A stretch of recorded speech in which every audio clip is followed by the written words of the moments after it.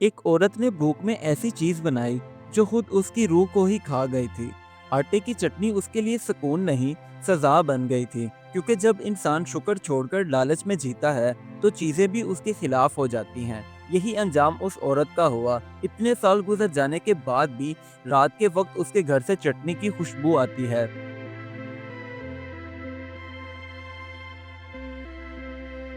ऐसा गांव जहां के लोग सादा जिंदगी गुजारते थे। हर सुबह मिट्टी की खुशबू, मोर की आवाजें, बच्चों की चहचहाहट उसी गांव की पहचान थी। वहीं एक छोटे से मिट्टी के घर में एक औरत रहती थी जिसका नाम रूबीना था। वो नर्म दिल मगर जिद्दी मिजाज औरत थी। उसका शोहर सारा सारा दिन मजदूरी करता और रूबीना दिन भर घर के काम करती और साथ साथ गांव की औरतों से बातें भी करती थी। उनके घर में अक्सर खाने पीने की चीजें खत्म हो जाती। इसी तरह जब एक दिन सिवाय आटे के घर में कुछ खाने को ना बचा तो रुबीना ने सोचा, क्यों ना आज आटे की चटनी बना लूं, इसी से ही गुजारा हो जाएगा। जब आटे की चटनी बन गई तो रुबीना ने उसे चखा। उसे अजीब सी खुशबू आई। जायका बहुत लजीज था, जैसे किसी खास चीज का असर हो। उसके शोहर ने जब भी उससे पूछा, ये चटनी तुमने कहाँ से सीखी रुबीना, तो रुबीना मुस्कुराकर कहने लगी, बस मेरे दिल में आई तो मैंने बना ली। रुबीना की पड़ोसन फातिमा ने भी यह खुशबू महसूस की, तो वो जल्दी से उसके घर आई और कहने लगी, बाजी, ये जो चटनी तुमने बनाई है, मैं भी इसे चखना चाहती हूँ। तो रुबीना ने हंसते हुए उसे भी दे दी। मगर जब से फातिमा ने वो चटनी चखी तो उसके रवैये में कुछ बदलाव सा आ गया। वो अक्सर रात के वक्त खुद से बातें करती और जब गांव वालों को ये बात पता चली तो वो उससे डरने लगे। एक दिन आधी रात के वक्त रुबीना को लगा कि कोई आटे के बर्तन में कुछ हिला रहा है। वो जल्दी से देखने के लिए गई तो वहां करीब से आवाज आई, मजीद बनाओ मजीद। ये सुनकर रुबीना जल्दी से पीछे हटी, लेकिन उसका दिल जोरों से धड़क रहा था। एक दिन रुबीना के शोहर ने उससे कहा, ये आटे की चटनी मत बनाया करो, इसके बाद घर में अजीब सी चीजें होने लगती हैं। मगर रुबीना ने कहा, यही तो हमें खुश रखती है।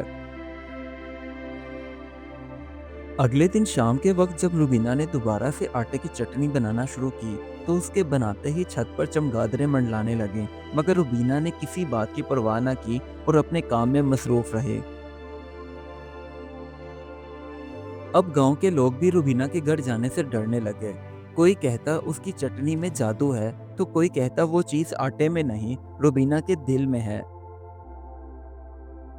गांव के एक बड़े बुजुर्ग को जब ये बात पता चली तो उसने सभी गांव वालों को इकट्ठा किया और कहने लगे, कभी कभी इंसान की नीयत से चीज़ों में असर आ जाता है, क्योंकि अगर नीयत में लालच हो तो नेमत भी जहमत बन जाती है। अब रुबीना रोज आटे की चटनी बनाती और उसे खाती और खुद से कहती, जब भी ये खाती हूँ तो सब दुख भूल जाती हूँ।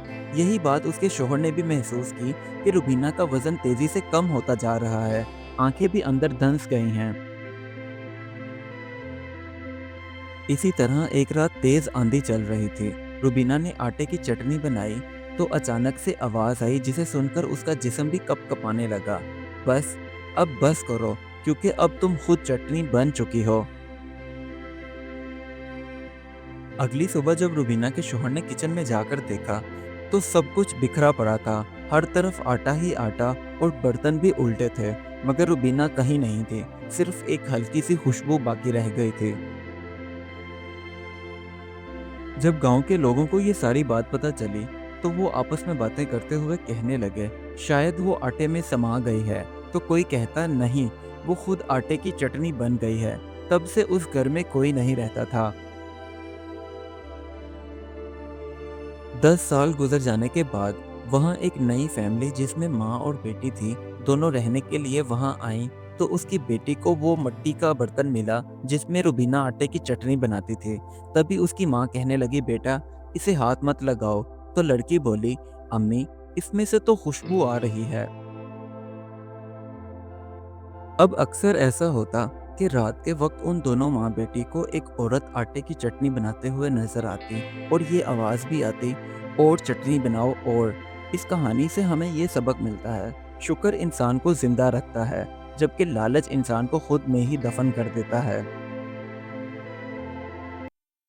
Do like my videos and don't forget to subscribe my YouTube channel. Also press the bell icon.